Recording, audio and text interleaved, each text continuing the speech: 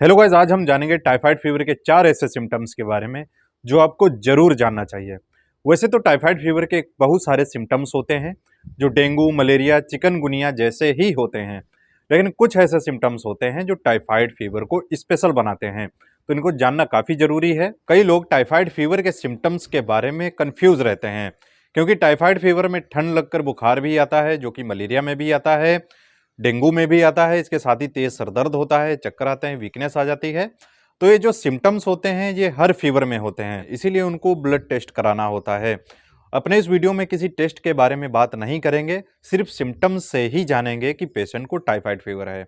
बहुत से ऐसे पेशेंट्स होते हैं जो जांचें नहीं करा पाते हैं, रूरल एरियाज़ में रहते हैं, ग्रामीण क्षेत्र में रहते हैं, तो उनके लिए तुरंत जांच करा पाना काफ़ी मुश्किल होता है। तो वो चाहते हैं वो डॉक्टर के पास जाएं, उनके सिम्टम देखकर ही मेडिसिन्स डॉक्टर दे दें और वो पेशेंट ठीक हो जाए, जिससे कि पैसे भी कम लगते हैं और पेशेंट जल्दी डायग्नोस हो जाता है और उसका ट्रीटमेंट सही समय पर हो जाता है। अगर टाइफाइड का इलाज सही समय पर ना किया जाए तो ये काफ़ी गंभीर बीमारी हो जाती है। फीवर के साथ साथ और भी कई सारी बीमारियां पेशेंट में दिखाई देने लगती हैं। दोस्तों, टाइफाइड फीवर एक पेट संबंधित बीमारी होती है। आंतों का बुखार इसको बोला जाता है, आंत्र ज्वर बोला जाता है, अंदरूनी बुखार बोला जाता है, या फिर मोती झारा भी बोला जाता है हम भाषा में, लेकिन मेडिकल फील्ड में इसको इंटरी फीवर या फिर टाइफाइड फीवर बोला जाता है। इसका पहला सिम्टम होता है हाई फीवर। दोस्तों, जब भी किसी को टाइफाइड फीवर का इन्फेक्शन होता है तो पेशेंट को स्टार्टिंग में बहुत ही तेज फीवर आता है, 102, 103, 104 फ़ारेनहाइट तक पहुंच जाता है। लेकिन 2-3 दिन बाद पेशेंट का जो फीवर होता है तेज नहीं आता है, उसका फीवर नॉर्मल रहता है, माइल्ड फीवर रहता है, इंटरिक फीवर रहता है, अंदरूनी बुखार पेशेंट को महसूस होता है। स्टार्टिंग में जब पेशेंट को तेज फीवर आता है तो मेडिकल स्टोर पे जाके या फिर अपने ही आप कोई भी मेडिसिन ले लेते हैं, जैसे कि पैरासिटामॉल ले ली, डोलो ले ली, कल्पाल ले ली, तो फीवर क्या होता है धीरे धीरे कम हो जाता है। लेकिन ये जो बीमारी होती है बैक्टीरियल इन्फेक्शन की वजह से होती है। एक बैक्टीरिया होता है जिसे साल्मोनेला टाइफी कहते हैं। जब तक वो बैक्टीरिया खत्म नहीं होगा बॉडी में तब तक ये फीवर आता रहेगा। पैरासिटामॉल ले लेने से या फिर सिम्टोमेटिक ट्रीटमेंट लेने से ये फीवर थोड़े दिन के लिए कम हो जाता है, लेकिन पेशेंट को ये धीरे धीरे हमेशा बना रहता है। तो इसीलिए इसमें एंटीबायोटिक्स दी जाती हैं।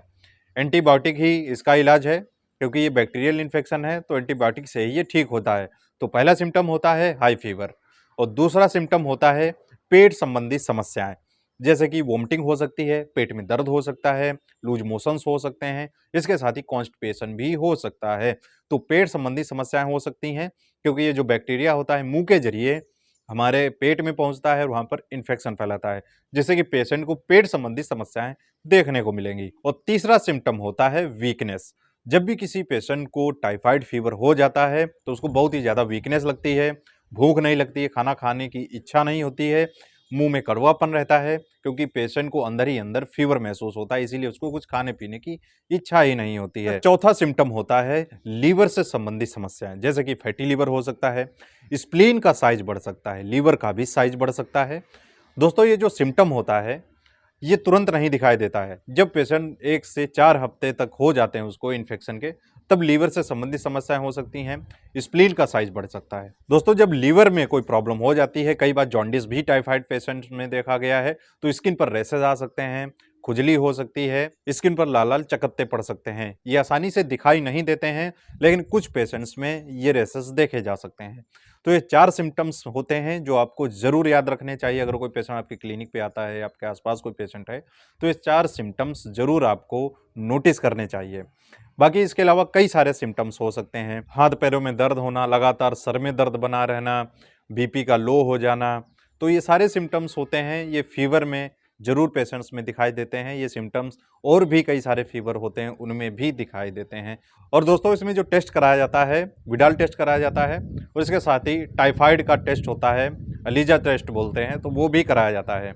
तो पेशेंट की कंडीशन के अकॉर्डिंग डॉक्टर टेस्ट कराते हैं। कई बार जांचें कराना इसलिए भी ज़रूरी हो जाता है कि पेशेंट को अगर डॉक्टर ऐसे ही सिम्टम देख के बता देते हैं कि तुम्हें टाइफाइड हो गया है, तो पेशेंट कन्फ्यूज़ हो जाता है, वो मानने को भी तैयार नहीं है। लेकिन जब उसकी जाँच हो जाती है तो आसानी से मान लेता है और अपना इलाज करा लेता है। इसका जो ट्रीटमेंट है इस पर मैंने ऑलरेडी वीडियो बना रखा है, लिंक आपको डिस्क्रिप्शन पे मिल जाएगा। अगर इससे संबंधित और भी जानकारी चाहते हैं, किसी मेडिसिन के बारे में जानना चाहते हैं, किसी और बीमारी के बारे में जानना चाहते हैं, कमेंट करके बता सकते हैं। इंस्टाग्राम पे मुझे फॉलो कर सकते हैं, मैसेज कर सकते हैं। आई होप दोस्तों आपको वीडियो पसंद आया तो इस वीडियो को लाइक करें, चैनल पर नए सब्सक्राइब जरूर कर लें, बेल आइकन को भी प्रेस कर लें, जिससे कि ऐसे इन्फॉर्मेटिव वीडियोज आपको हमेशा मिलते रहेंगे।